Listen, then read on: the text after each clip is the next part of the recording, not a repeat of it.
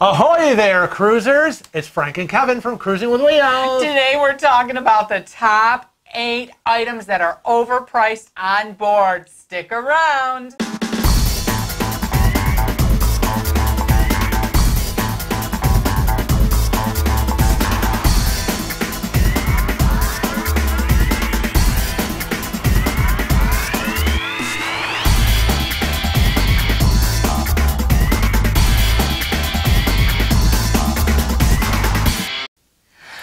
So, we're on a cruise, right? And we got money to burn. Alrighty then. It can be very attractive, those sales that you see.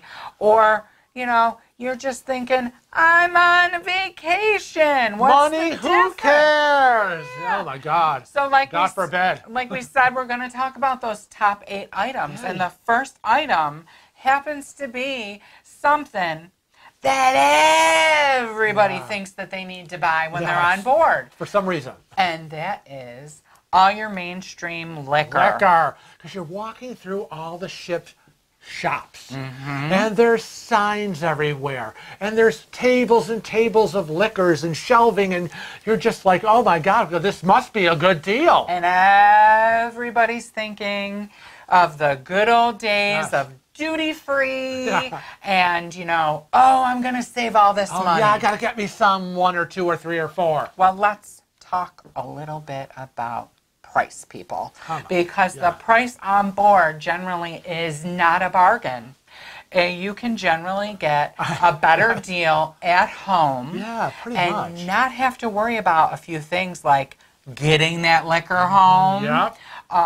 Maybe bringing too much liquor into the United States when you get off that ship. Breakage. Waste of money there. Right. Breakage is a waste of money.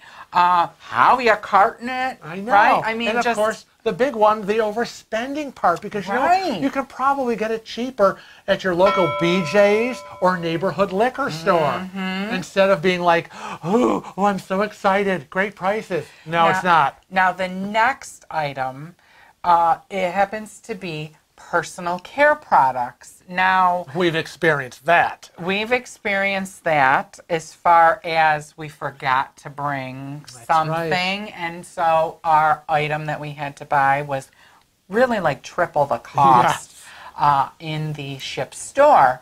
So what we would advise you if you forget something is to wait until you get off the ship, right? When you get into port. You can go to a local drugstore and you can save a few bucks that way. If it's something that isn't in a desperate need, you know, just wait and get into port. Or maybe in a case where you have flown in ahead of time and you stayed at a hotel the night before, there's probably a 7-Eleven or some kind of local store that you can pick up any kind of like toothpaste or dental floss, or there's got to be a drugstore somewhere. Now, do you know what I think of when I think of personal care items? What? I think of shampoos and conditioners and lotions and beauty care things. Deodorant. They're going to be selling that stuff in the salon if you go and do a salon service or at the spa when you get your spa treatments. Remember that you can very often get a better product or an equivalent product locally when you get home. Don't be pressured into buying those. Save your money. The next on our list is medications. Right. So many simple over-the-counter medications.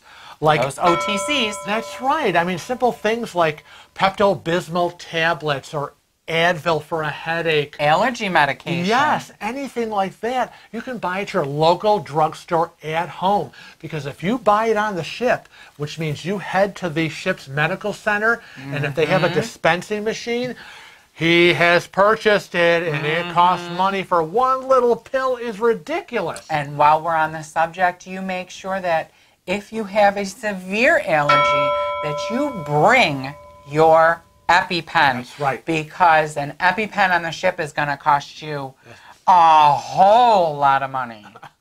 Also known as a crap load. Now, number 4 on our list is electronics. bags. That's right. You know, when you've had those shipboard pictures taken and you're down in the photo studio. Oh, it can be so tantalizing yes. to see that brand new camera sitting there, and you're thinking, oh my God, that's the camera they used to take my picture, so I must get it so that my pictures look like their pictures. Or I'm going, Kevin, do we need more SD cards? You know, or people, wait till you get home. Or wow, you know, I like that camera bag better than the one we brought with us. I want a new one. Oh Lord, they're like, oh, we got some live ones here. And speaking of live ones, the next one is talking a little bit about jewelry. Yes. Now, big deal on board a ship, jewelry. Yeah, they're going to push those. The earrings, the necklaces, the watches, bracelets. It's insane. Yeah. There's always going to be a jewelry sale going on, and let me tell you, their sales are really not sales. I'm sorry, but I just don't be enticed by the pretty object in the window. That's not to say that you can't find a deal on the ship. It's just, from our experience, what we found. For example, we saw an Invicta watch on board. It was supposed to be a phenomenal sale. We actually entertained the idea of possibly purchasing one. Because you're thinking, oh, isn't that a pretty watch? It comes in the Invicta case. And it's got its own little luggage. And they make a big deal about that stupid case that you can't get it anyplace else. Well, let me tell you, we were home 3 weeks, and we were watching QVC, and they had that very same watch on sale for half the price that the cruise ship had it. And the cruise ship was supposed to be on sale. And it came with the cute little luggage. It was the Invicta Diver's watch, if I remember. Yeah, it's like, come on, rip off. Now, the next one could be considered not overpriced. It all depends, but I think it's overpriced. It's overpriced for, I think, regulars who do this. Right. And that is all you regular bingo players. B-I-N-G-O, B-I-N-G-O, B-I-N-G-O. And bingo is his name-o. And we think it's a ripoff. Some ships, it's $20 a card. And you're like, oh my God. Look, we would go, well, we have to fork over how much, and we get how many cards, and then that's it? And then you're sitting there going, what are the chances of winning? So, if you're willing, if you're an avid bingo player, and that's your shtick, then go for it. Then go for it. You love the bingo, then no amount of money is too much if you love bingo. Next on our list is those onboard photos. Now, that's not to say that they're all a ripoff, but generally, people get a little caught up, right? First-time cruisers, second-time cruisers. You know, that ship's photographer walks over to your table at dinner. Hey, let's take a picture. Oh, what a lovely couple. We've got to get this picture. Oh, let me take it. And you're like, and then you got the people who are like, don't know how to say no. And they feel uncomfortable with that. And they go, okay. But, you know, just because he took your picture doesn't mean you have to buy it. And just because he asked to take your picture doesn't mean you have to take it. That's right. Because I know very often Frank and I pick and choose who's going to take our picture and when in regards to the ship's photographers. Just because we've been on so many cruises that's the last thing we need is another picture of us. I mean, geez, we're filming ourselves. And usually our response to the photographer is, no. Well, but let us take your picture. Yeah. Because that's what we do. But, you know, we have had our picture taken on special events. We did a Valentine cruise. We've been on a Halloween cruise. A birthday cruise. Birthday cruise, specialty dinner with friends. We will avail ourselves of the ship photographer. But they want you to get, first of all, step one, get your picture taken, because step two is to get you in that photo studio and sell you as many photographs as they can. So we encourage you to often check out what their specials are as far as package deals. You will get a better deal, you'll get more photos, and all your memories. That's right. And last on our list of some overpriced items Oh, and it just makes me so mad at Oh, the prices here we they go. charge.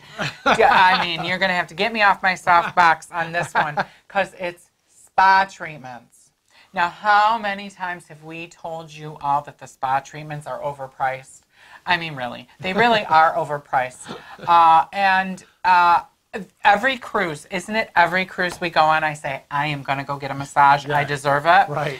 And then I get the list, the price list, and I say, forget this. I'm not spending $100, $200, $300 on a stinking massage that I can get at home for $40. I know, and I'm just sitting there going, damn right you're not. But there's some tips and tricks to lower that price. Now, you always want to do a couple of things. You want to make sure you know your status before you go up to that spa, because very often higher status sailors will get a discount on spa treatments. Right. You, if you decide to do spa treatments, should package them, because if you do multiple services, you'll get a package deal or a discount. Right. And the last one and the biggest one is port days. Book those on port days. Everyone's pretty much off the ship, but the ship still wants to make money, and inevitably you could get a spa treatment for 50% off if you're lucky. And the last tip I have for spa treatments and getting a deal is ask. Right. There's no harm in saying, gee, I really think that $150 is too much. Can I see the spa manager? And by the end of the cruise, if they haven't made their quota, the prices get drastically slashed. You might find yourself a deal if you've asked for it. So Frank and I want to thank you for joining us today on Cruising with Wheels and watching this fun little overpriced video. That's right, and us helping you save some money and not get scammed. But until next time, we want to remind everybody out there in cruising land to always travel safe and cruise often.